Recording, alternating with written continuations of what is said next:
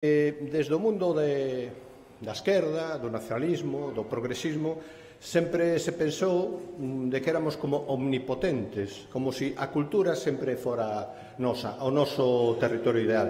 E eu son dos que penso que non é así, porque temos que pensar nos tempos de Manuel Fragueiro Ibarne, xa desde que foi director do Instituto de Cultura Hispánica, o ministro de Información e Turismo, que decía que el, a un intelectual, o compraba cunha simple noite no Pasapoga ou con un cóctel no Chicote, e o seu número 2, Pío Cabanillas, decía que ás veces a un intelectual se lle compraba con unha simple palmada nas costas.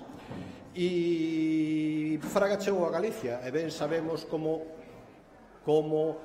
administrou o mundo da cultura e como modernizou o mundo da cultura de man dese home que Xosé Manuel Beiras chamáballe o pequeno Goebbels, como era Xesús Pérez Varela, porque con Pérez Varela, Ortomene tamén, claro chegou o Xacobeo, e esa forma de actuar dunha forma clientear e introducir as grandes empresas culturais de fora de Galicia e introducir ou colaborar co capitalismo financiero, é dicir, cas caixas de aforros nese momento, a de Coruña e a de Vigo.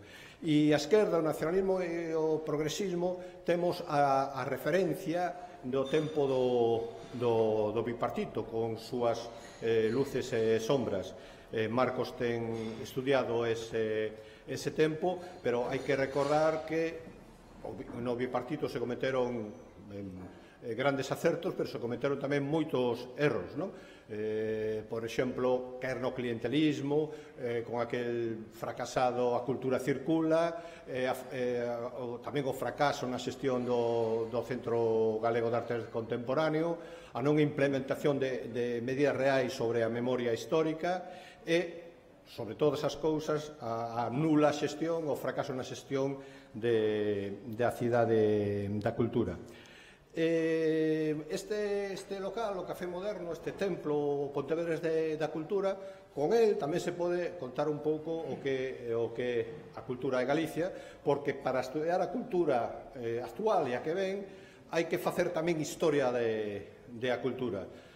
Ten un local de comezos do século pasado, cheo de modernismo, das pinturas de Monteserín. Aquí isto foi cine desde 1913. Aquí conseguiron as mulleres burguesas, por suposto, a liberdade de vir solas ao cine. Aquí se escoitou música de jazz, aquí se celebrou dos últimos actos en defensa do Estatuto de Galicia. Temos do outro lado as pinturas de Pintos Fonseca, un cura que antes fora galeguista e foi o inventor de prácticamente a única cultura como en Pontevedra no nació o catolicismo, que foi a Semana Santa. El foi inventor de Semana Santa. E temos as pinturas de Laseiro, que é o que relaciona a pintura que se desenvolvía en Galicia en esos momentos con todos os creadores que estaban no exilio. Isto, que foi o Café Moderno, nos anos 70 pasou a ser a Caja Rural Provincial, que naceu para dotar de créditos a Unión de Cooperativas Agrarias e que entrou quebra por dar créditos ás empresas de construción dos familiares dos directivos da Caixa Rural. Pasou a Caixa Galicia, comprou esa entidade Caixa Galicia, e ao pouco xa caemos nese mundo o capitalismo financiero na cultura. Isto foi restaurado por Álvaro Siza e se entrou na competición. Aí mesmo enfrente tedes o local do que foi Caixa Pontevedra, pois Caixa Nova. Isto se restaura, todo isto está restaurado, sala de exposicións arriba, aí enfrente tamén unha espléndida sala de exposicións, varios salón de actos, e todo ahora isto entrou en picado, é dicir, exposición en precario, peche das salas de exposicións do edificio de enfrente, e toda unha cidade, este centro, que non son máis de 50.000 habitantes. Pola tarde iredes ao Museo de Pontevedra, tamén un novo edificio, novas salas de exposicións, novos auditorios, e temos tamén, a súa vez, do outro lado do río, o Pazo da Cultura, con novos auditorios e novas salas de exposicións, nunha cidade de 50.000 habitantes escaso, o centro. Ese é o modelo de cultura. E hai que recordar que o Pazo de Cultura de Pontevedra tamén é sede do cuartel da Policía Local. O alcalde desta cidade ten dito, ou me ten dito a min personalmente, por eso o cito, ver que leva 19 anos de alcalde e 31 anos como concelleiro, di que menos mal que ali está a Policía Local porque así o local ten seguridade. Claro, son datos que non saben os que visitan Pontevedra só algúns días, a eses escaparates triunfalistas como poden ser o Salón do Libro, o Culturgal, que non saben eses pequenos datos, nin se sabe que nas relacións contractuais entre o Concello, como pode ser a Diputación ou os Concellos, entre as empresas, que son legais, pero despois, a súa vez, esas empresas que contratan cultura teñen xente traballando en negro. E eu entendo que a cultura, nestes tempos que corren, a cultura ten que ser emprego. Antes se citaba na charla anterior Tonucci, la ciudad de los niños, se citaba Pontevedra, sí, bueno, ten que haber unha ciudad de los niños, pero os niños teñen que ter pais que teñan traballo e emprego. E Pontevedra, o gran problema que ten en estes momentos é o emprego. E, sobre todo, o emprego relacionado ca cultura, porque se Pontevedra ten fama de ser ese escaparate triunfalista da cultura galega, hai que ver que empresas reales de cultura hai en Pontevedra e o número de empregados que teñen. É dicir, empresas que podan ter máis de 3 traballadores e que duren máis dun ano ou máis de 2 anos prácticamente son mínimas. É dicir, que temos que escapar dun tipo de cultura triunfalista e un tipo de cultura clientelista. A cultura, evidentemente, non pode ser Abel Caballero presentando no Parque de Castrelos un concerto ante miles de persoas, nin a cultura teñen que ser esas diputacións que as empresas lle poñen pegas orzamentais cando van a presentar un proxecto personal e particular e, sin embargo, cando os diputados ou os políticos queren desenvolver un proxecto propio por algún interés, nunca hai problemas orzamentarios. Eu creo que todos concordamos, e Marcos especialmente, que temos a mellor xeración formada no mundo da cultura. Aquí temos dúas facultades, por exemplo, Belas Artes ou Comunicación Audiovisual, que, pese a excelencia aos seus estudios, tamén teñen un punto de máquina de formar parados.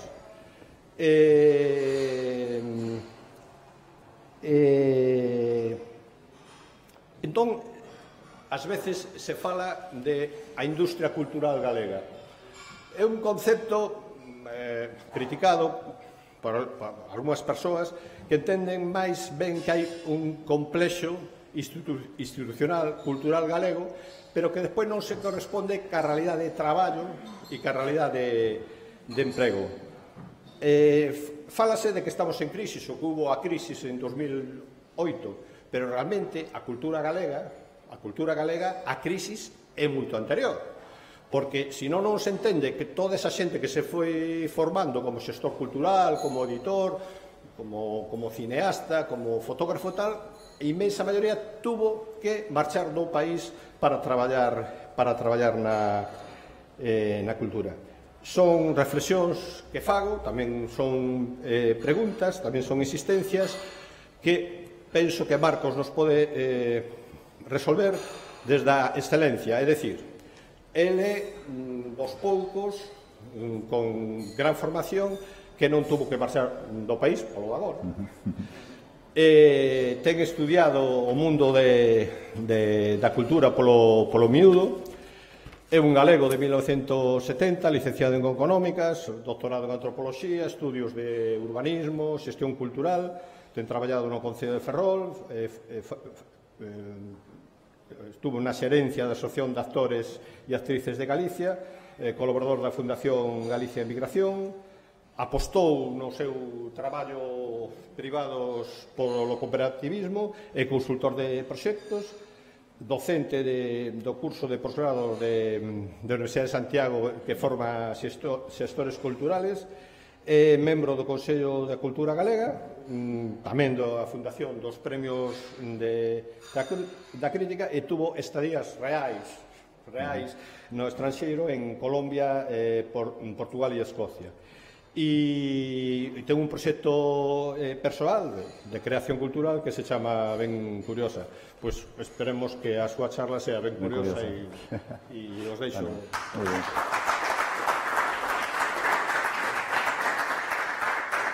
Bueno, gracias Enrique e grazas á organización polo convite. Eu realmente que non sei de cantos minutos dispoño e sobre todo se queremos facer algo de diálogo na sala, pois ainda... Media hora? Media hora, ben. Media hora de cháchara? Media hora. Sí? Veña.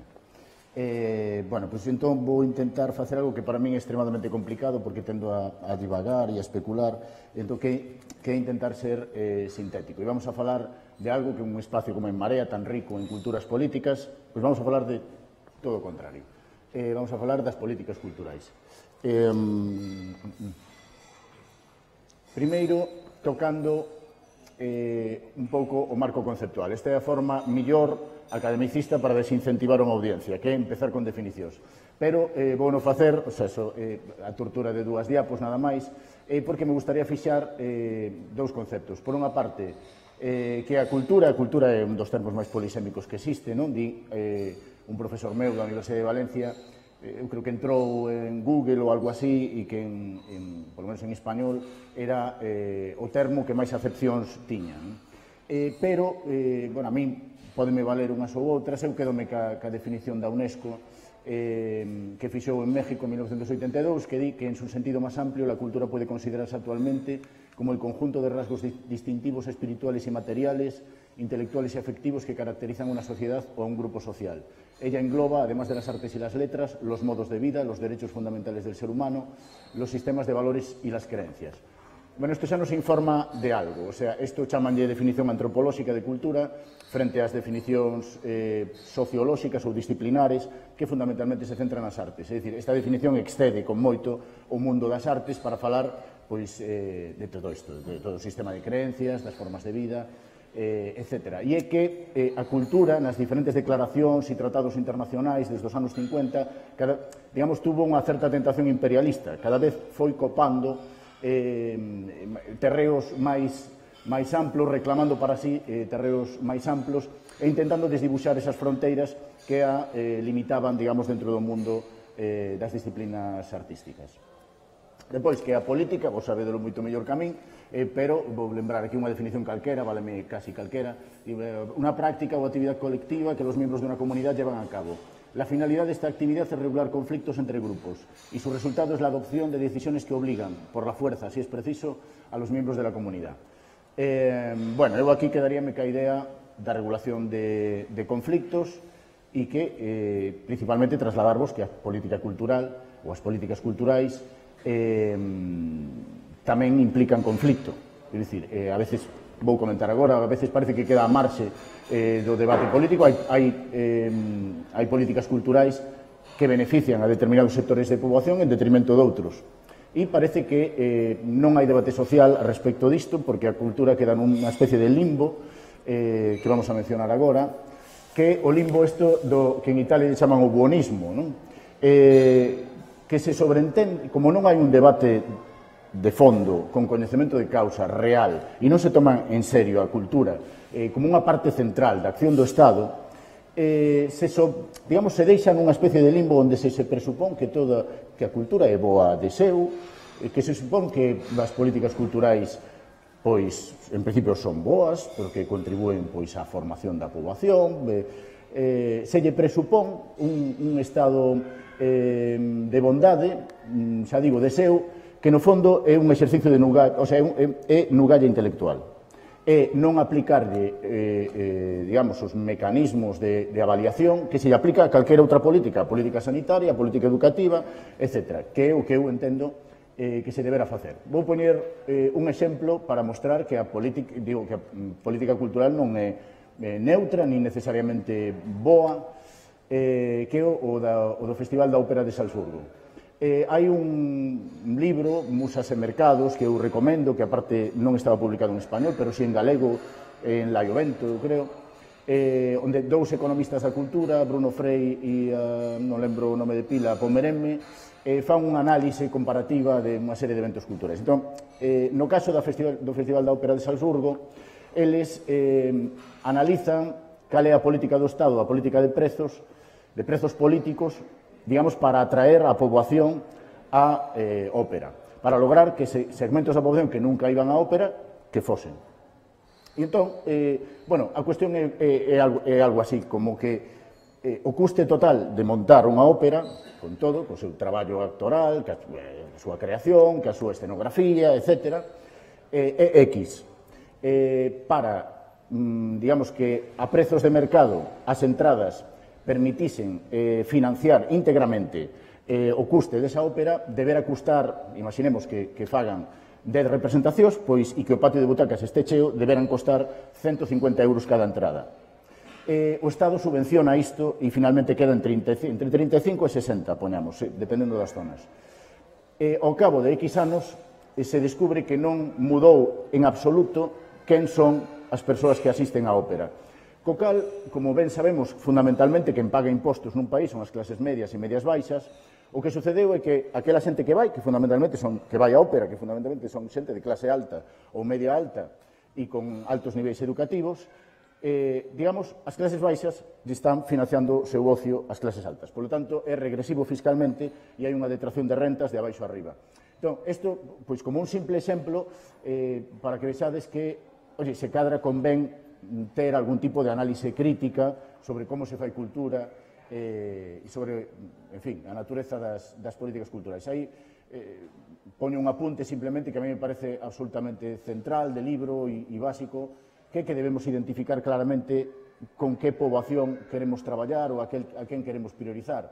Non vai ser o mesmo unha actividade cultural orientada a homes que para mulleres, non vai ser o mesmo en cuestión de idades, porque as preferencias, porque os horarios, porque son distintos, ou se é unha unidade doméstica, ou se é un individuo, o hábitat, obviamente, se estamos no rural, no urbano, en espazos urbanos, como querades, en función das rentas, en función dos niveis educativos, das procedencias étnicas tamén, debemos pensar que as nosas cidades son plurais, se están compostas por xente de extracción social ou de procedencia cultural moi dispar. Bueno, pensade cantas políticas cantas programacións ou actividades culturais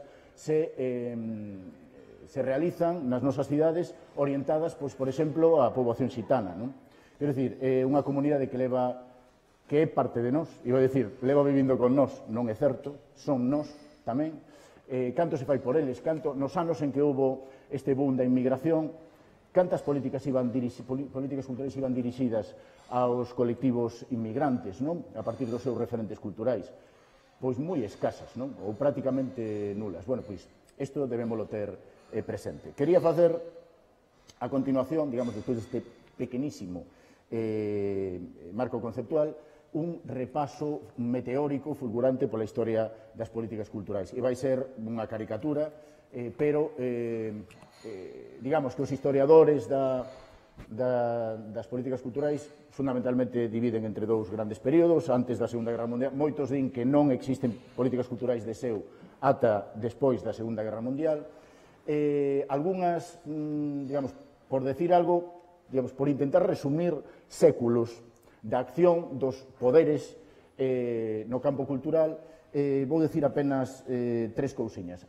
A cultura fundamentalmente estaba orientada, eu creo que este é común, digamos, en diferentes períodos, en diferentes países, ao prestixio das clases dirixentes, tiña que ver co embelecemento da corte, ca educación das élites, no caso das monarquías ilustradas, tiña que ver cun control ideolóxico, con impor unha iconografía, unha cosmovisión que sexa favorable ao statu quo e de algún xeito prohibir ou limitar a disidencia mediante a censura. Tiña que ver ca loita de identidades, pois obviamente povos minorizados en procesos de colonización, pois hai esta cuestión, digamos, a subordinación das culturas minorizadas, tamén a construción dun imaginario, dunha historia común mediante a propagación do patrimonio clásico. Isto quere dicir que nos construímos todo un relato respecto de onde vimos, cales son os nosos ancestros, digamos, todo un fío conductor que como ben sabemos, na inmensa maioría dos casos é ficción, e tamén funcionaba a veces como investimento, non? No caso de,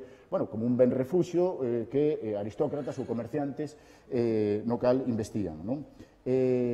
Bueno, podemos decir, bueno, eu puxen aquí a foto do Louvre porque, digamos, na época do Estado moderno liberal é de algún xeito cando se produce unha especie de protopolíticas culturais, cando o Estado, precisamente cando se consolidan os Estados-nación, cando o Estado empeza a ser máis proactivo nesta materia. E neste período do Estado moderno liberal é cando nacen as grandes institucións culturais. Estamos falando das bibliotecas, dos museos, dos conservatorios, dos teatros. En Francia, pois Napoleón, na época de Napoleón se crea o Louvre, que estamos vendo, se crea o Teatro Nacional.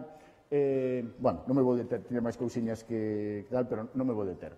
Pero digo, a fronteira está fundamentalmente a partir da Segunda Guerra Mundial, na que os teóricos da materia, nos falan dunha primeira etapa que é a da democratización cultural. A democratización cultural parte dun concepto elitista que a cultura fundamentalmente a crean os artistas, as persoas imbuídas polo xenio ou os especialistas, e que esa alta cultura, bueno, fan esta división entre alta cultura e cultura popular, esa alta cultura merece ser espallada e accesible para o conxunto da poboación.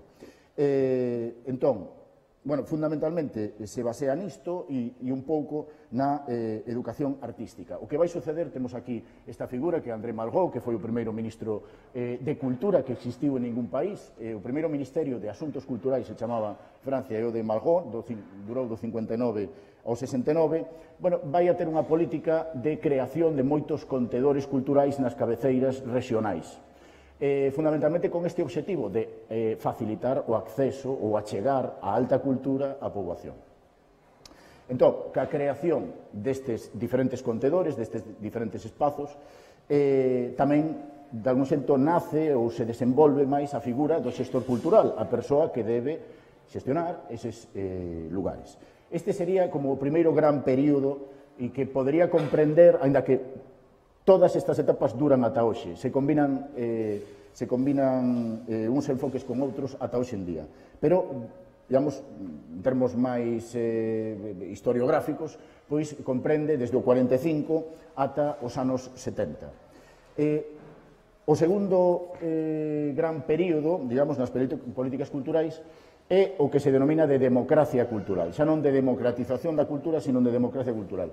Está moi imbuído, moi inspirado nos valores de maio do 68 e se sustenta pois na participación, na igualdade.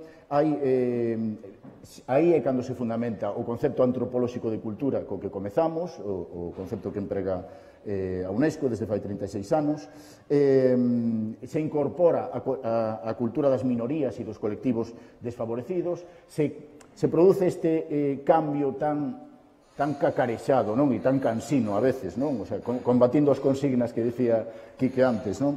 Do espectador pasivo polo activista de procesos socioculturais, non? Isto do espectador pasivo é unha cousa que se podría discutir moito. Se fai moito énfase na creatividade das ciudadanías e das comunidades e aspira a ser un modelo non elitista, non? Fundamentalmente, a efectos prácticos, se continúa co labor de Malraux, porque o que se fai é ainda incrementar máis o número de casas da cultura, diseminalas máis polo territorio, e entón xa non están nas cabeceiras departamentais, digamos, de cada rexión francesa, sino que se espallan por todo o territorio. Nese sentido, como estes equipamentos de proximidade fundamentalmente traballan ca poboación, é cando xurde aí a figura do animador sociocultural que hoxe temos en boa parte dos nosos concellos, non? Xurde aí. Podemos decir que si digamos, o indicador central na democratización da cultura na época de Malraux sería o consumo cultural, que a xente consumise cultura, neste caso son os hábitos e prácticas culturais, que a xente a practique, que a xente escriba, que a xente toque un instrumento, etc. O sea, que gañe de algún xeito en expresividade e en creatividade.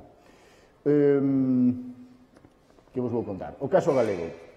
Bueno, non. Vou vos mencionar antes digamos, por continuar con esta pequena historia das políticas culturais, digamos, o máis recente. Nos anos 90, despois deste período de democracia cultural, teríamos un novo onde se fai énfase na cuestión extracultural.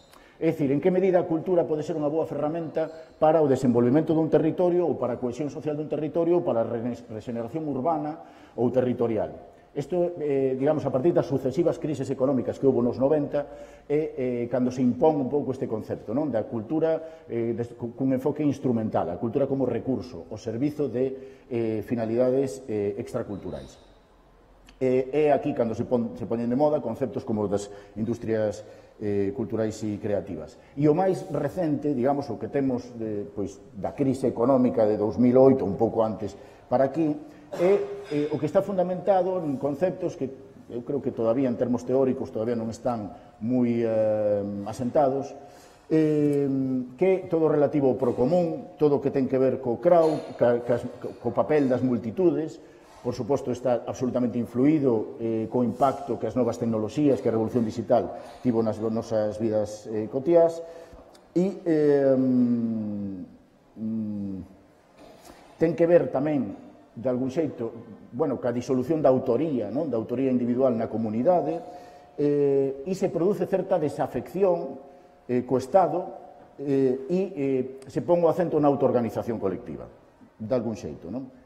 Bueno, aí hai varios autores, quero dicir, se tedes interese nas cuestións do crowd, das multitudes, estaría Juan Freire, se queredes ver como as últimas tendencias nas que se fala da creación de cultura a marxe do Estado desde a comunidade, podedes ler a Jaron Rowan, en fin. E isto, digamos, é o máis emerxente, é o que está agora en riba da mesa. De feito, fai poucas semanas o Observatorio Vasco de Cultura acaba de sacar un documento, que creo que teño por aí, sobre o valor da cultura de seu. Digamos, tamén se produciu un efecto pendular onde a cultura, parte da cultura se rebelou contra este estatus de ser simplesmente unha ferramenta ao servicio de tal e se dixo, non somos sustanciais, as cousas teñen valor cultural de seu e entón está intentando armarse ideolóxicamente ou teóricamente esta cuestión. Vale, se falamos do caso galego, como da historia das políticas culturais aquí, poderíamos falar, por unha parte, de cales foron os axentes centrais da cultura no século XX. E a nosa fronteira, entón, xa non estaría no 45, non? No fin da Segunda Guerra Mundial, sino que a nosa fronteira estaría no inicio da autonomía. É dicir, antes, deixademe que busque a chuleta, antes do período autonómico, podemos sinalar, digamos, algúns actores, que non é o Estado, pero algúns actores relevantes, como son a Real Academia Galega, que se funda en Cuba en 1906, o Grupo Nós, o Seminario de Estudos Galegos nos anos 20, as diputacións, durante o franquismo con propostas baseadas na tradición e no folclore, como o Ballet Gallego Rei de Viana, ou empresas e asociacións culturais como Galaxia, como Sargadelos, que temos aquí na imaxe, o Grupo Literario Brais Pinto, algunhas asociacións culturais moi potentes como o Facho, o Galo, o Eixo ou a Agrupación Cultural Alexandre Bóveda. Estamos falando dos anos 60 ou 70. E digo, a principal fronteira psicolóxica está no momento da creación da autonomía. Todo está por estudar, porque esta é unha das características diferenciais que temos en Galicia, que apenas temos grupos de investigación, non se xenera coñecemento alrededor das políticas culturais propias, non hai análise comparativo con outros territorios, temos 3 universidades e non hai ningún só grupo de investigación, digamos, nin dentro do Consello da Cultura Galega se analizan as políticas culturais.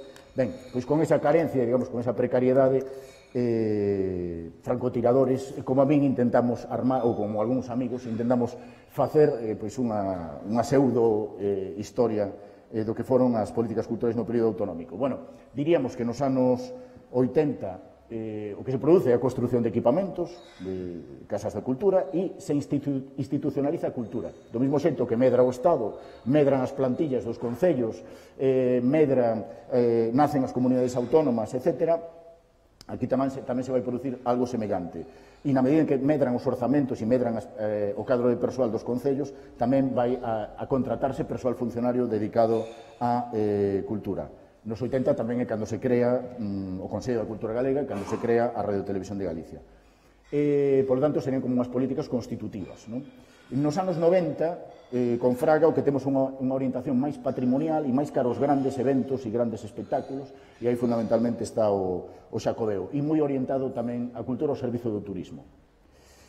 E eu distinguiría despois unha terceira etapa, e, digamos, xa non teño perspectiva para falar de moito máis, que é a do goberno bipartito, onde, desde o meu punto de vista, é onde se produciu de lonxe a política cultural máis seria, mellor estructurada, mellor, digamos, con maior planificación, onde houve unha maior produción legislativa, se xeneraron máis leis que en todos os gobernos autonómicos anteriores, e onde se inicia, digamos, de forma moi pequeniña, digamos, pero se inicia a elaboración de estudos e de estadísticas culturais e, de feito, se crea o Observatorio da Cultura Galega dentro do Consello. Vale. Moita chapa ata agora, non? Sí. No, eu sei que sí. Vale. Vamos pasar por riba. Aquí o que quería facer era mostrarvos como se distribúe o gasto público en cultura entre as diferentes administracións. Bueno, como vedes, fundamentalmente a administración local, a que carga po gasto en cultura. Facía unha comparativa con Francia para que vexades que son modelos absolutamente dispares, non? Onde a administración central en Francia gasta alrededor dun 51% do total do gasto público liquidado en cultura e no caso do Estado español é un 14%. Ben, antes disto quero vos falar, antes de falarvos dos fenómenos recentes, bueno, de cales son, ao meu xuizo, algunhas características diferenciais das políticas culturais no país. Eu creo que, en termos xerais, a cultura sigue estando nun estadio infantil, non se traballa de forma seria, non se analiza de forma seria, e, polo tanto, desde os decisores públicos en cultura sigue habendo unha especie de concepción ornamental, florero, da cultura. Non se sabe moi ben para que se quere a cultura. Hai unha baixa formalización da cultura, querese dicir, normalmente os obxectivos non están explícitos de para que queremos o gasto en cultura, as metodoloxías de como se vai a implementar ese gasto e a que destinatarios queremos chegar, que impacto social queremos xerar. Isto non está na mesa de prácticamente ninguna administración. Que sucede? Que a veces, cando, no caso dos municipios, pois entra un goberno de esquerdas, normalmente concibe que é máis a súa clientela cultural e, polo tanto, incrementa o gasto público en cultura e o que se produce é un maior gasto para a programación. Esta é outra das características para min centrais, que confundimos o output e o outcome. En ciencia política se distingue entre estas dúas cousas, o output é o produto e o outcome é o impacto social que ten ese produto. En que medida ese produto pode ser transformador en algún sentido. Por poñer un exemplo, pois o output sería, a ver, se nós queremos alfabetizar a unha comunidade, non sei, a un grupo de crianzas, vale, pois temos que facer un libriño moi sinxelo, moi intuitivo, moi visual, para que empecen a ver. Vale, o output sería o libriño. O outcome sería, logramos ao cabo de tanto tempo alfabetizar a canta cativada. O sea, esta sería a cuestión. Nos quedamos fundamentalmente no output. Entón, como a grande razón, non se ten nin idea de que facer ca cultura, fundamentalmente o que se fai é isto da democratización da cultura, é dicir, poñer a cultura dos artistas diante dun público, é dicir, programar. Fundamentalmente o que se fai é programación. Un concerto, unha función de teatro, facer unha exposición e intentar colocala, intentar que chegue a un público. E iso é todo. E, bueno, a programación é unha ferramenta de política cultural, eu creo que nin é a máis importante, e cando ves que a maior parte das administracións únicamente fan iso e ni sequera saben moi ben para que queren programar iso, entón é que estamos no estadio cero, digamos, da reflexión crítica sobre para que queremos a cultura. Se non sabemos para que, pois eu penso que casi era mellor prescindir do gasto público en cultura e que se dedicase a outras cuestións. Outros, digamos, feitos diferenciais agora vou falar da Xunta de Galicia. Feitos diferenciais, estou fora de tempo. Vou falar da Xunta. Feitos diferenciais do gasto público en cultura autonómico. Ata 2012, os gastos, se dividimos o gasto liquidado segundo a natureza de gasto, o gasto de capital era moi superior ao gasto corrente. Eso significa, de forma así, moi a brocha gorda, que fundamentalmente se gastaba en ladrillo e que o gasto en cadro de persoal ou en actividades, en programación, nin siquiera se gasta en programación. Esta é a cuestión. E Galicia tiña un 70% de gastos de capital na media dos 15 anos anteriores a 2012 e un 30% de gastos correntes. A Comunidade Autónoma de Madrid, Euskadi e Cataluña tiñan un 16% de gastos de capital e un 84% de gastos correntes. É dicir, o que gastamos en cultura, fundamentalmente, o gastamos en ladrillo. E depois o que gastamos en gastos correntes, en actividades, fundamentalmente, o gastamos en facer programacións, en poñer artistas diante dun público que non sabemos moi ben para que o queremos facer. Isto é a miña síntese, non? Vale, hai a cuestión de infradotación de persoal. Non hai equipos. Non hai equipos que teñan traballado durante anos, que teñan proba-erro aprendido, que se teñan capitalizado como organización e, polo tanto, teñan unha continuidade e que ese coñecemento se transmita cara ao futuro. Non hai equipos, a Xunta, as diputacións, os concellos teñen cadros de persoal ínfimos que cubren só as necesidades básicas prácticamente de cuestións de tramitación, non? Máis administrativas que outra cousa. Este tema do eventismo, non? De facer eventos e que vai a moita xente, non? Que o mantra no que eu creo que se sintetiza o traballo de boa parte dos técnicos municipais de cultura. Facer moitas cousas e que vai a moita xente, non? Claro, gracias a este esquema temos un cancro, temos un problema en Galicia que é o da gratuidade e é o dos prezos ínfimos. Bueno, estaría ben, eu estou completamente a favor de que haxa prezos políticos, xa digo, que sexan gratis algunhas actividades culturais, pero hai que saber para qué, por qué, cales, con que sentido, isto que, para crear públicos, para que, pero entón hai que educar os públicos, hai que paulatinamente valoren o feito creativo e acaben entendendo que eso debe ser financiado, non? Vale, eu creo que a gratuidade foi o único atallo que se lle ocurriu a boa parte, xa digo, dos responsables políticos ou técnicos de cultura para lograr encher o patio de butacas, porque ao final de ano, pois basicamente, digamos, na memoria anual debe constar que o meu auditorio foi tanta xente a tal, non? É dicir, entón, isto, digo, é un problema. A SGAE, no anuario da SGAE do ano pasado, todavía o precio medio de entrada para calquera tipo de espectáculo vivo en Galicia era a metade que no conxunto do Estado. Todavía era a metade. Despois, outro, digamos, risco diferencial, outro elemento que nos distingue de outras comunidades autónomas sería a desconexión internacional. É dicir, había aquel comentario tan denostado, non, de aquel conselleiro de Roberto Varela que decía que a cultura galega estaba ensimismada, non? Vale, obviamente non está ensimismada a cultura galega se falamos do conxunto do ecosistema cultural, intentamos conectarnos, estamos abertos ao mundo, non? Pero se falamos do sector, é dicir, das empresas que traballan neste sector e das administracións públicas, é un pouco certo que fundamentalmente se traballa para o mercado interior.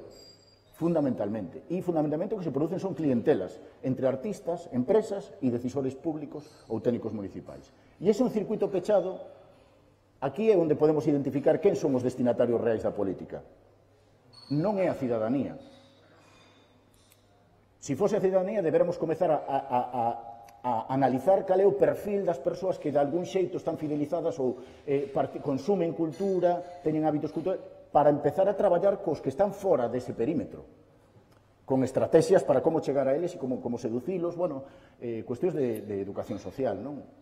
Pero non, fundamentalmente, digamos, o sistema cultural aquí se move entre estes tres vértices, non? O sea, responsable público ou técnico municipal,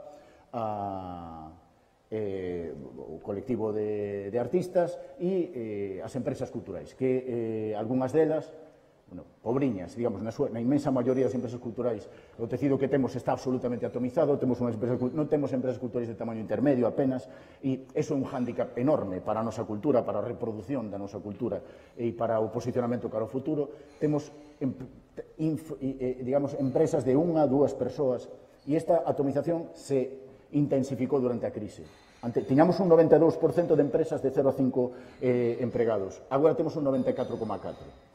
É dicir, as empresas que teñan un tamaño intermedio, non sei, teño o dato por aí, vou mentir, decirlo de memoria, eu creo que era que empresas de máis de 100 empregados había 20 hai 8 anos. Agora mesmo hai 10. E o que se produciu tamén, por falar da situación dos profesionais, é, digamos, primeiro, a caída destas empresas foi un incremento do paro moi forte durante a época de crise, desapareceu un tercio do emprego cultural no peor momento, e depois o que pasou é que moitas destas persoas empregadas pasaron a ser autónomas. Simplemente que con os, digamos, prezos, unhas tarifas por hora ridículas porque caeron radicalmente os orzamentos públicos de cultura, entón a competición, digamos, bueno, se devaluou o mundo da cultura, non? Vale. Vale, e despois, por outra parte, creo que somos a comunidade autónoma do Estado, digamos, un dos nosos méritos, que menos fondos europeos teñen captado para a cultura. Non temos traballado, non temos persoas especializadas nese campo, tampouco, non? Non temos atraído prácticamente ningún... E o ano pasado, digamos, isto é unha anomalía maravillosa, pero o ano pasado, a primeira ocasión en que unha entidade cultural galega lidera un proxecto europeo, que foi o Auditorio de Galicia, o Auditorio de Galicia co proxecto WOMARTS de Mulleres nas Artes. Vale, agora debemos ir rematando, verdad? Vale, eu tiña aquí... Queríamos falar... Sí. Queríamos falar dos fenómenos máis recentes, que foron a crise económica, se acabo de mencionar algo, non? Pero... e da revolución digital e de como afectou, non nos vai dar tempo. Aquí tiña algúns gráficos para ilustrar algunha das cousas que estou comentando. Bueno, vale. E tiña algunhas... Vale, isto xa medio comentei. Tiña algunhas recomendacións pois subxectivas, digamos, pola miña experiencia, respecto da acción política cultural nos municipios. Pero, bueno, creo que durante o diálogo tamén, digamos, merecía a pena falar en termos positivos e constructivos das boas prácticas, non? De que se está facendo destacable, non? Pero eu creo que se cadra, xa digo, durante o diálogo pode xurdir. Vale, as recomendacións eran como unha especie de 10 mandamentos que se resumían nun, e aí en azul vos deixaba indicada un pouco cal é o meu enfoque, a miña perspectiva ideolóxica. Sí, no, pero sí, xa o podedes ler, xa é ocioso, digamos que eu tamén... Vale. E nada máis, digo, agora cando que irades... bueno, tiña aquí tamén algúns textos de referencia, oye, que non quero deixar de mencionar, por se alguén lle interesa. Vale, hai unha guía de boas prácticas da xestión cultural que elaborou a Asociación de Xestores Culturais de Cataluña, que é estupenda, super sintética, moi sinxeliña, que está moi ben. Aí está a guía para a evaluación das políticas culturales locales da Federación Española de Municipios e Provincias, que, en fin, se estades aquí alguén de algún concello, pois estaría estupendo que aplicasedes en parte, porque para o meu gusto é demasiado exhaustiva. A Xenda 21 da Cultura, aínda, digamos, é o momento, aínda non chegou o momento de que ningún concello galego nin tivese o primeiro plano estratégico de cultura, nin se incorporase á Xenda 21. De novo, un feito diferencial, non? E que mostra, digamos, ata que punto nos tomamos en serio a cultura desde o ámbito institucional. E eu creo que el valor público de la cultura, vos comentei antes, o Observatorio Vasco da Cultura acaba de elaborar un documento todavía moi incipiente, todavía moi intuitivo, desta última etapa na que estamos falando máis que, digamos, dos obxectivos extrínsecos da cultura, estamos falando dos obxectivos intrínsecos da cultura e estamos intentando adiviñar que podería ser iso, desde cuestións cognitivas, desde cuestións, bueno, en fin. É un documento moi interesante, está tamén na web, entón, se algún vos interesa, vos lo recomendo. E sin máis, pois, graciñas por aguantar a miña chapa.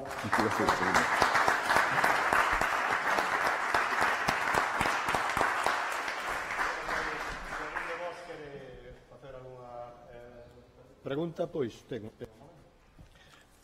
Non te preocupes que non vou facer a conferencia, vis. Ainda que a veces me entran ganas, non? Sí, sí. Sabes que neste tema Nos compartimos moitas teimas, ademais. No, e desas teimas, túas, miñas, desas teimas que temos moi compartidas, no?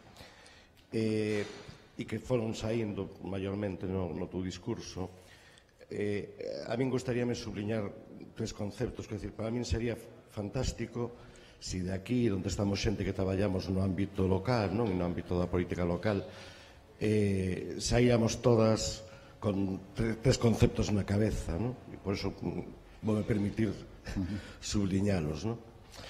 O primeiro, digo porque son esas cousas que eu sempre criticamos de que a esquerda non acabo de entender, non? Na súa xestión non acabo de entender. A primeira é que facer política cultural non é programar, non? E iso temos que meterlo na cabeza, é dicir, non se trata de traer a Xe en vez de a Manolo Escobar. Eso non é cambiar políticas culturais. Eso cambia a programación, pero non cambia políticas culturais. Eso é moi importante que o metamos na cabeza. A segunda é acabar con esa teima que tamén ten a esquerda de xerar contedores e contedores e contedores, e hai que ter un contedor en cada parroquia e en cada lugar, non?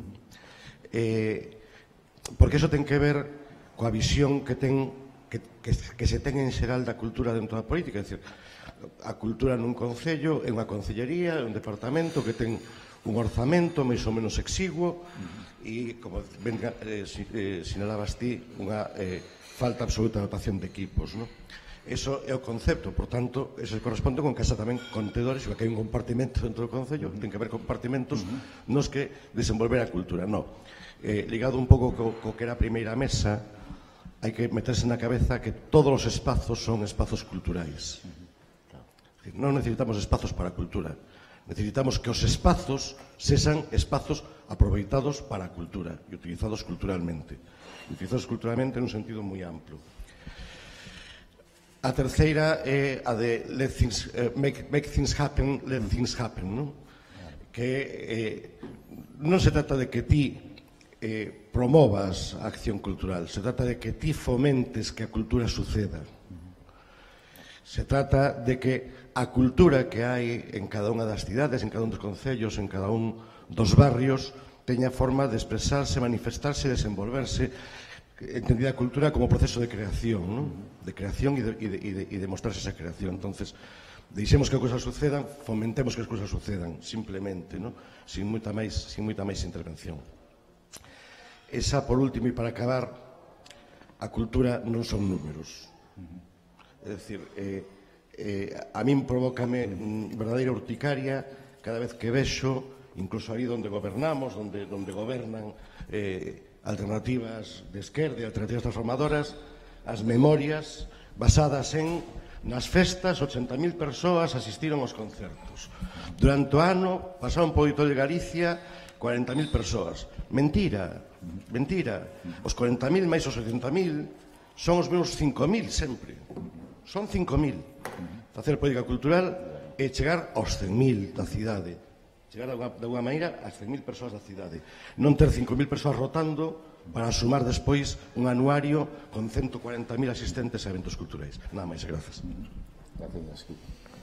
Sí, bueno, podo comentar, pero nada, todo totalmente de acordo en todo. Precisamente a Axenda 21 da Cultura, unha das cuestións que insiste na transversalidade do papel da cultura. A cultura debe ter un papel central no modelo de cidade ou no modelo de territorio ou de colectividade. E debe haber un traballo cultural en diferentes áreas e ao mesmo tempo a cultura debe ter un papel, unha responsabilidade no modelo de desenvolvemento, no modelo de cohesión social, no modelo de tal, etc. O sea, debe estar perfectamente intersectados eses dous mundos. E pois, moi interesante o que dis, digamos, non confundamos o ecosistema cultural dun lugar co que fai o concello ou co que fai a institución de turno, que é o que se confunde habitualmente, non? Ten unha expresión moi bonita Héctor Pose, da Universidade de Coruña, que lle chama desmunicipalizar. Desmunicipalicemos a cultura. O protagonista non ten que ser, da que é inevitable que así sexa, é dicir, por moitas cousas, non ten que ser a institución, nin ten que ser o representante político, digamos, os protagonistas ten que ser o tecido vivo e ten que ser a cidadanía na medida do posible e hai que ver como se logra iso. Entón, bueno, e eu no de cuantificar, eu son fan de cuantificar o que detesto é a cuantificación cutre, non? Que enchemos o patio e ao final de ano na memoria é o que dixeches ti. Eu son fan de cuantificar. Dame igual cuantificar ou facer análisis cualitativo, pero de analizar, por favor, reflexionar, claro, investigar sobre que estamos facendo, non? Claro, claro. Non sei se hai tempo. Gracias. Eu creo que, como decía o noso presentador, antes eu creo que a cultura, entre outras cousas, tamén é xeración de emprego, actividade económica, non? E en ese sentido, claro, ti falache bastante, desde o meu punto de vista, do que é, digamos, a cultura como elemento de consumo, a cultura espectáculo, en certo modo, non? E, polo tanto, a cultura espectáculo como elemento de consumo que xera emprego é propia, está desenvolta nas sociedades do benestar. E é aquí onde eu introduzo unha cuestión. O sea, en Galicia, evidentemente, é un país colonizado todavía, un país en crise económica, un país onde as capas sociais que teñen acceso á cultura como produto de consumo son todavía limitados. E, polo tanto, eu creo que, digamos, a cultura está moi ligada ao desenvolvemento económico dun país, non? E na medida en que os datos económicos e sociais de Galicia mellorasen, seguramente o consumo de cultura en ese sentido, pois, melloraría. Pero hai outro aspecto que eu quería sinalar, porque ti fixeche unha definición antropolóxica, xa que temos un antropólogo tamén aquí, moi amplia, a de UNESCO, que está tamén moi relacionada con o campo de traballo, e que eu creo que conleva implícitamente un concepto de cultura como elemento identitario, que é outra cuestión que en Galicia está en crise, porque somos un país aculturado históricamente.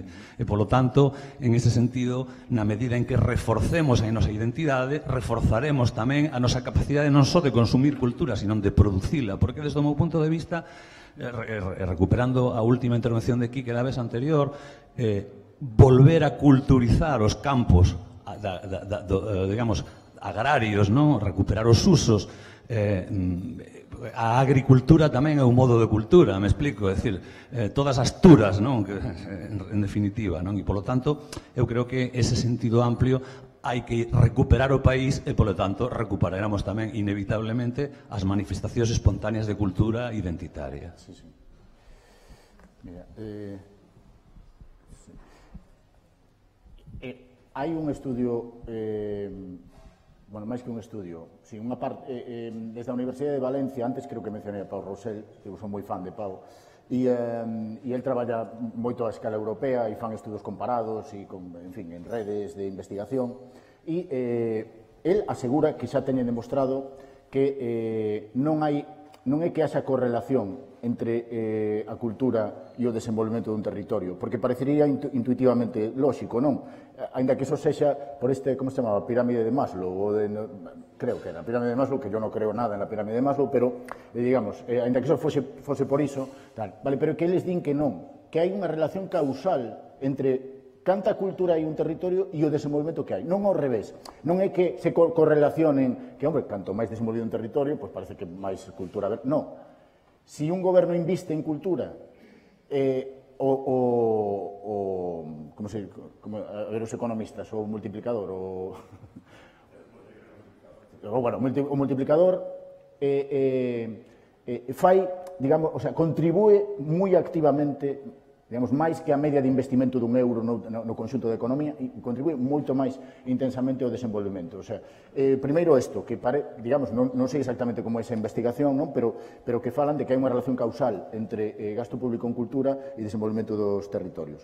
E depois a cuestión da culturación, deixame un segundo que vai a estas recomendacións que non puiden antes. A primeira que empezaba era respetar o lugar, non? Claro, e é que ou coñeces a memoria, a historia do lugar, non? Ou non vas facer nada singular. Non. Xa desde un punto de vista, sexa turístico ou non, de desenvolvemento ou de fomento da identidade local, digamos, ou da cohesión social, terás que coñecer, digamos, non chegarás a calqueira lugar para fundamentalmente programar los artistas que están de moda Non, tens que investigar, tens que coñecer como é o lugar. E se queda con moitísimos menos cartos, cunha boa investigación e ben identificados cales son os principais activos, eso se pode transformar nun elemento de diferenciación, digamos, pode achegar valor á sociedade local.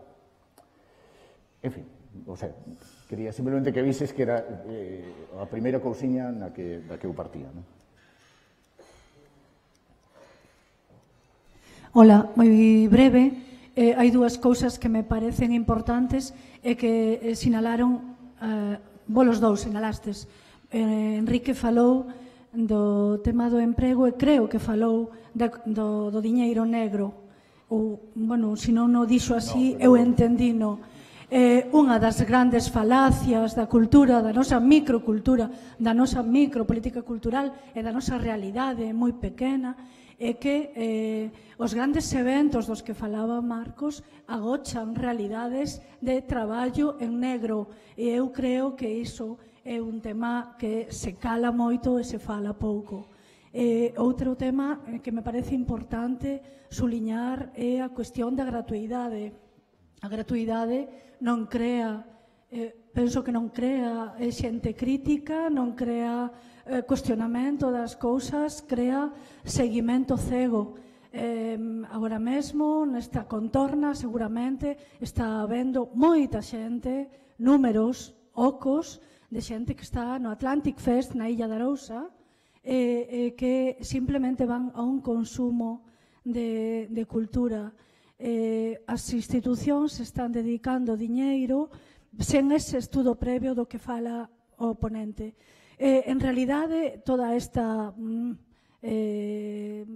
lideira levame a pensar que este tema, igual co anterior, necesita de moitísimo máis debate, porque outra das cousas que me parece importante é que creo que discrepo con Xosé Allegue é que si aquí tamén hai fenda xeracional.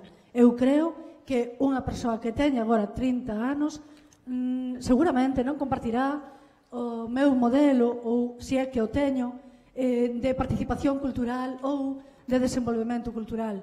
O noso mundo non é o mesmo mundo que nos 70, ainda que esteamos en Galicia. Vale, non sei se te... Última intervención, bueno, vai.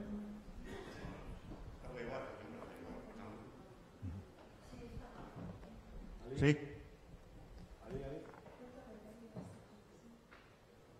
Bueno, vamos. Sí. Que sean as intervencións breves para poder... Sí. ¿Dónde estaba? No, estaba... Bueno, igual, ven, pero breve, por favor. Non vou pensar, non teño ningún interés en pensar.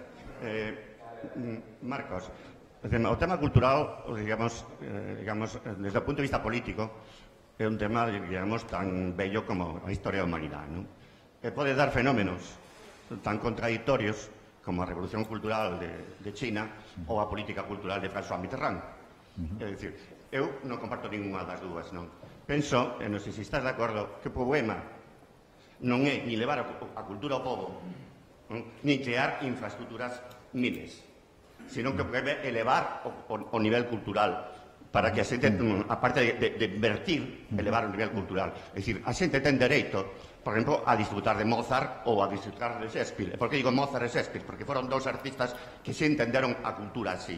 Entón, non sei se estás de acordo con ese tema. Me preocupa tanto o tema de falar de que levar a cultura ao pobo, como de que temos miles de infraestructuras, que eso é a cultura. Por exemplo, en Santiago temos edificios culturales, pero non sei campos.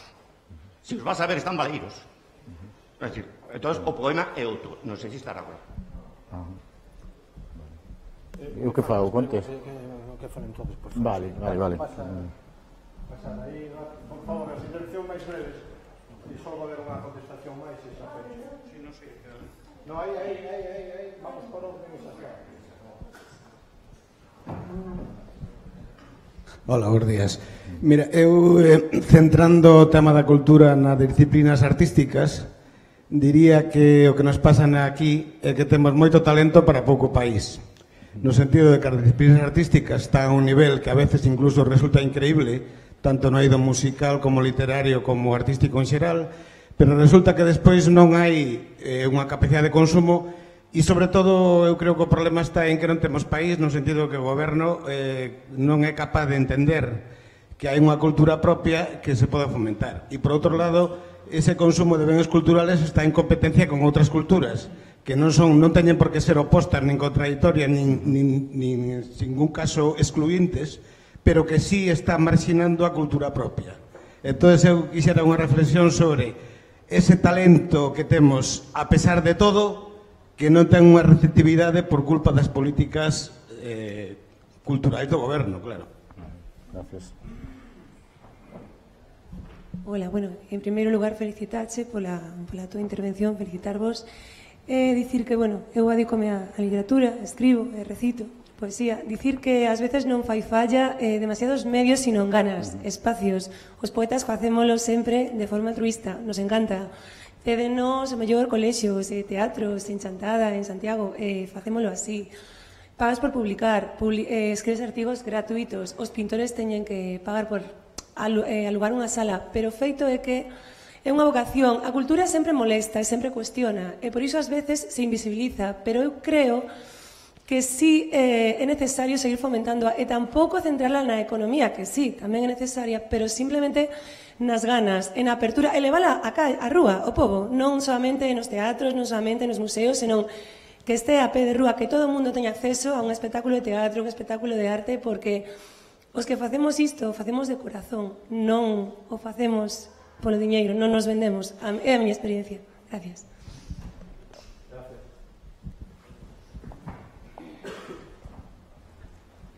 Vale, bueno, eu, cando estabas falando do modelo de cultura, eu me acordei de que, bueno, fai uns anos a Xunta de Galicia decidiu abrir o Plan Estratégico de Mocidade e nos convidou a ir a velo e tal, e foi moi simpático porque non tiña análisis de necesidades, non tiña obxectivos, non diferenciaba entre obxectivos xerais e obxectivos específicos, e foi como, wow, eu tuve unha asignatura na universidade que fixemos máis traballo que esta xente que se está pagando, o cual é bastante espeluznante. En calquer caso, a mí me recordaba un pouquiño, eu non me dedico ao ámbito da cultura, fixen psicología, me recordaba un pouquiño e me parecía bastante trasladable.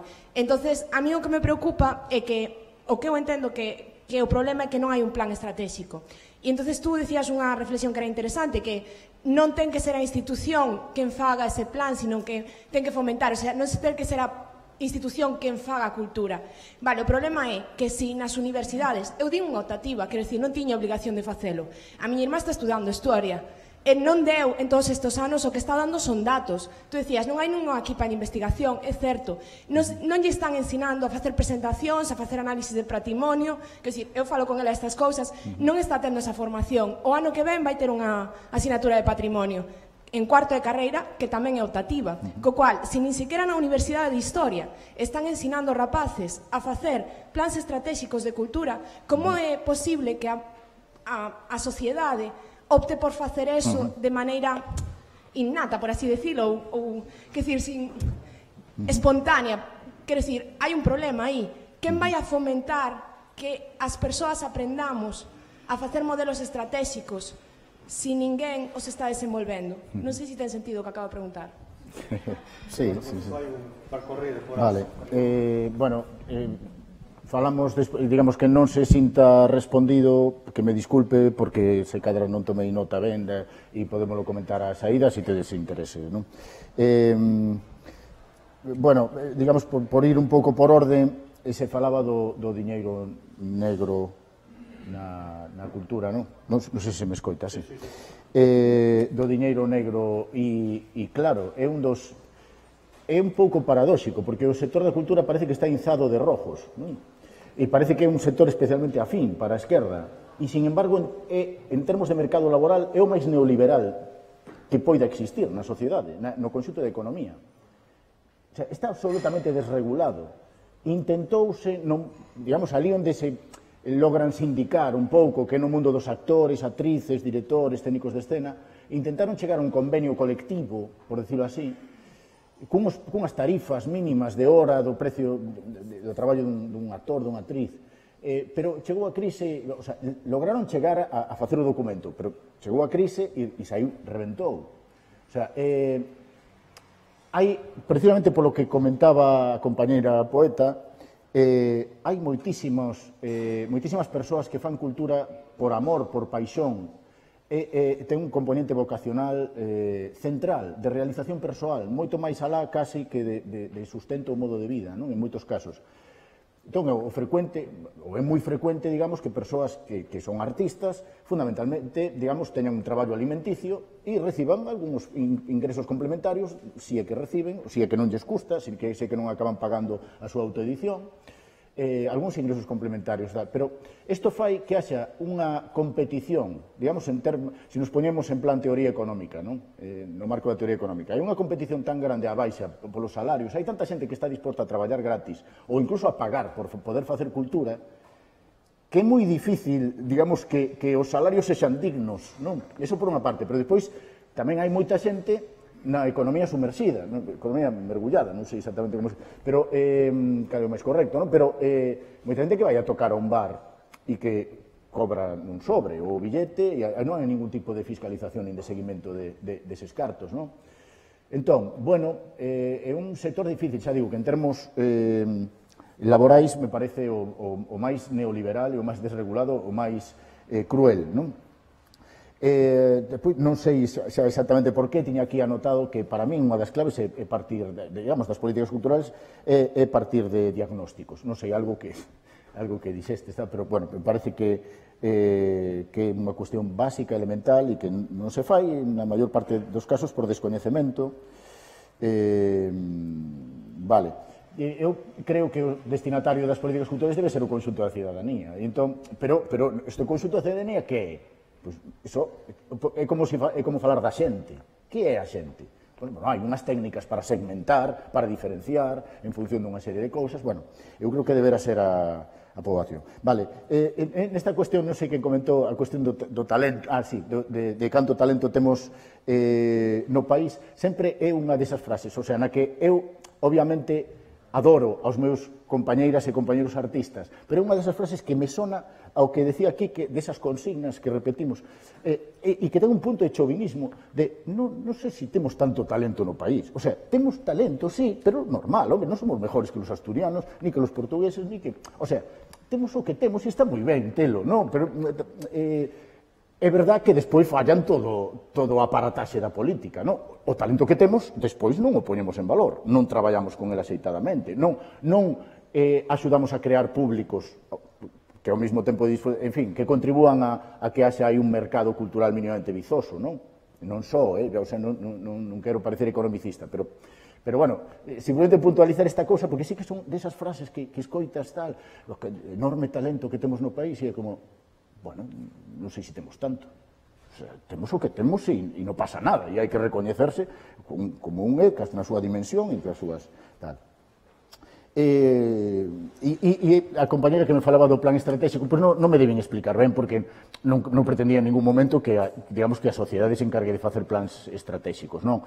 O que quería dicir é que o acento non se debe poñer no papel da administración pública como motor do sistema cultural, sino que a administración pública debe poñerse ao servizo para que o conxunto da sociedade sexa ese motor, ou, digamos, que non ocupe a administración pública un protagonismo que non lle debera corresponder, que non é, insistindo nesta idea de que o ecosistema cultural dun territorio iso é unha cousa e a acción pública institucional é outra, e non se deben confundir ambas cousas. Polo demais, efectivamente, non hai formación, non houve formación regrada até hai nada en temas de xestión cultural. Houve algunha cousa, pero, bueno, que eu creo que non... Desde logo non explican como se fai un diagnóstico, nin como se diseña un plan estratégico de cultura, nin nada deso, non? Entón, bueno, pois esa é unha das eivas e é un dos síntomas. Ao mesmo tempo informa do escasísimo grau de desenvolvemento que temos no ámbito das políticas culturais aquí, non? E xa digo, disculpas a que non se sinta respondido. Vamos a rematar. Marcos caneou e solventou brillantemente pois a rapidez que tuvo que facer a súa exposición. Eu quería recordar que el, sobre todo, insiste en unha historia crítica da cultura galega, porque é a que nos vai evitar a que comentamos erros nun futuro.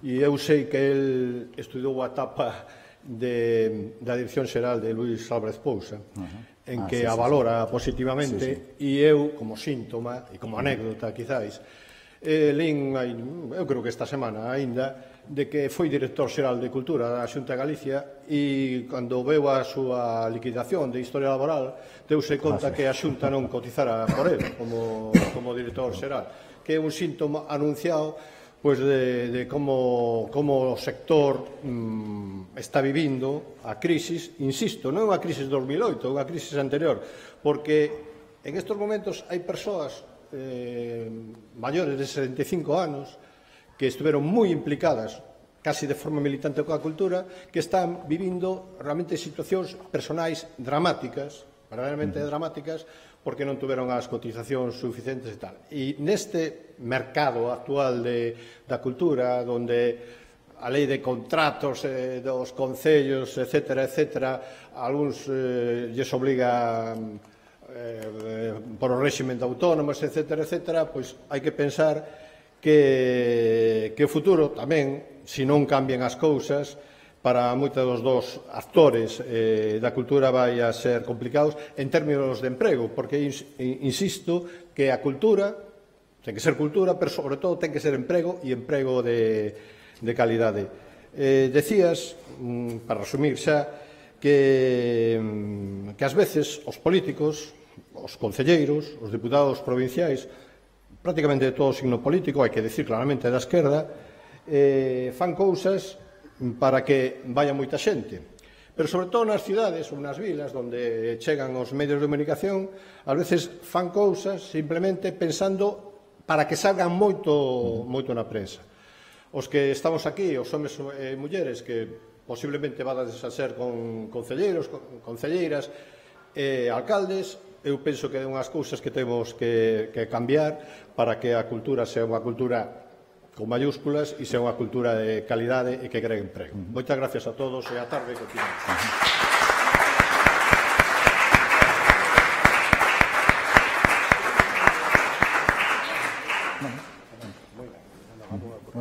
Ben, aviso logístico. Vamos a comer a un sitio que se chama Platerías aquí ao lado. Creo que non estou seguro de que demos entrado a todos, sino algúns nos distribuímos en algún local ali próximo.